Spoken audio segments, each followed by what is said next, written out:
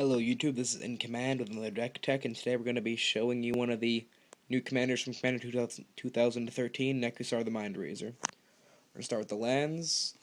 We have 5 basic mountains, 7 swamps, and 9 islands.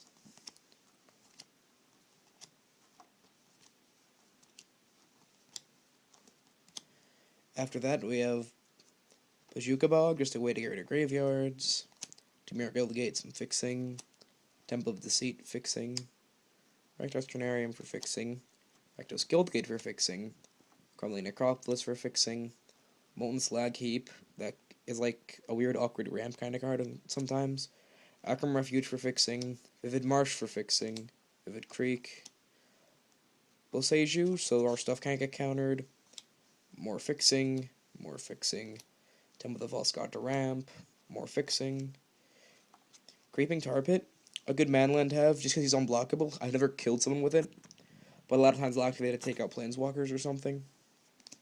Fixing, more fixing. Riptide Laboratory, which we don't play too many creatures, only 3 of them are wizards, but it's part of a bit of a little combo we have. So put that to the side. Everflowing Chalice to ramp us up. Soul Ring 2. Same with Sensei's Divining Top. Well, not at all. Sensei's Divining Top's a great way for card selection. It's a way to get a lot deeper into your deck. Isochron Scepter, I have quite a few little package with Isochron Scepter, Counterspell, Boomerang, things like that. Swift Boots to protect our commander. Temple Bell, just a little bit of Group Hug, plus a way to kill people a little faster with Nekusar. Solemn Simulacrum for ramp. Got the Lotus for ramp. And we're on to some of our tutors. Fabricate to grab any of the artifacts you just saw. Merchant Scroll for any of our blue instants or sorceries. Diabolic Tutor for anything. And we have a pretty big extra turn package. We have Temporal Mastery, Walk the Aeons, Beacon of Tomorrows, which is a combo with it. Well, I guess so does Walk the Aeons, and Time Warp. After that, we have a couple Wheel of Fortune effects. Time Reversal, which is gorgeous foil. We have Rakdos Return, Decree of Pain, Reforge the Soul, Incendiary Command, Ponder, which is just one of the best draw spells. Telman Performance. I like it a little better than Bribery, as weird as that sounds, if only because it doesn't just end the game. You don't just go in their deck and grab, like, the best card. Like, you can't just be like, oh, here's Ulamog. Like, there's a bit of luck involved, and it doesn't just instantly end the game. Army of the Damned is a win condition. Mind Twist, because we don't like anyone drawing cards. Dreadbore to kill things dead. Cruel Ultimatum, because Cruel Ultimatum is just an amazingly powerful effect. Rite of Replication, because there's a lot of big creatures in Commander, and why not have 5 of them? Impulse for card selection. Brainstorm for card selection. Forbidden Alchemy, because it's just better than Impulse in the fact that it puts it in the graveyard, which is something we like for this deck. Croceus Charm, just boomerang something, Doomblade something, or shatter something. Rakdos Charm, just graveyard hate, a shatter effect, and if somehow someone has like some kind of like Splinter Twin combo, we can punish them with that. Overwhelming Intellect, really expensive counter spell, but quite effective if you get to counter something big with it to draw a whole bunch of cards.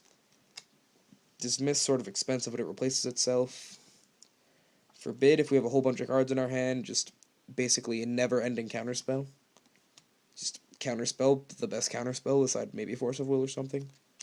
Time Stop, a way to just be like, say no, because it can get rid of uncounterable spells, because the text on it says everything gets exiled that's on the stack.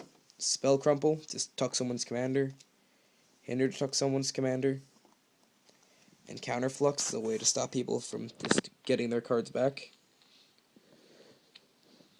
Or just a counter war, I guess, more. Terminate to blow up creatures.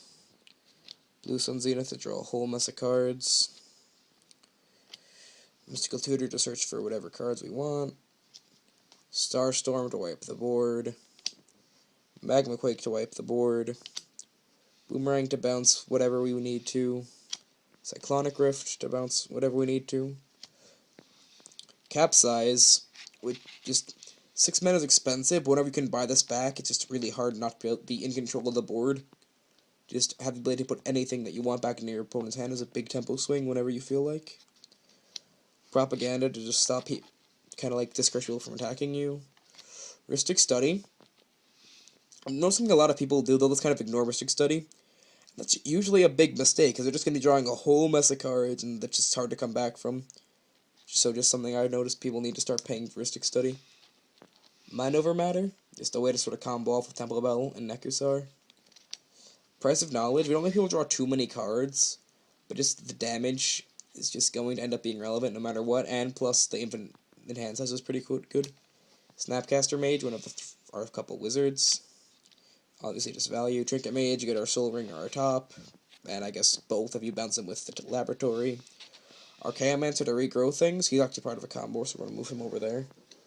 Notion Thief, just with Nekusar, instead of having everyone draw extra cards and hurting them, how about you just draw a card every turn?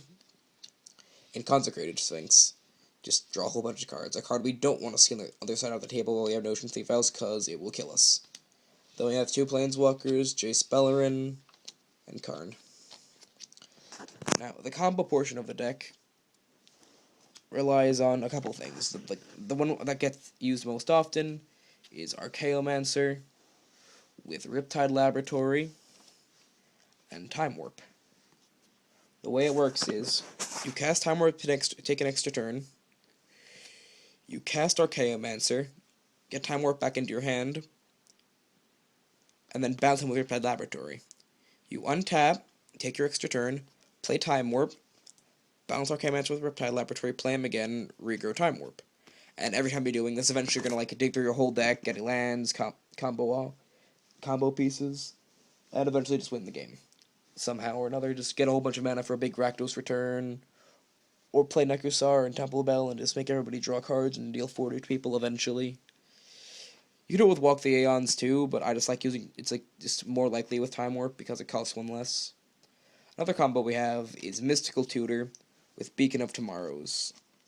Because it shuffles back in your deck, you go Isochron Scepter, imprint Mystical Tutor, then you can just play Beacon of Tomorrow, search it back up, draw it the next turn, search it back up. And you need something like Temple Bell or something so you can get 1 card deeper every time, otherwise you just create an infinite loop where literally nothing happens. I guess like if you already have Temple Bell and Nekusar out or something, that could do the trick. But that's the deck. Despite the commander, it's not a very friendly, like, bear huggy deck. And I hope you enjoyed.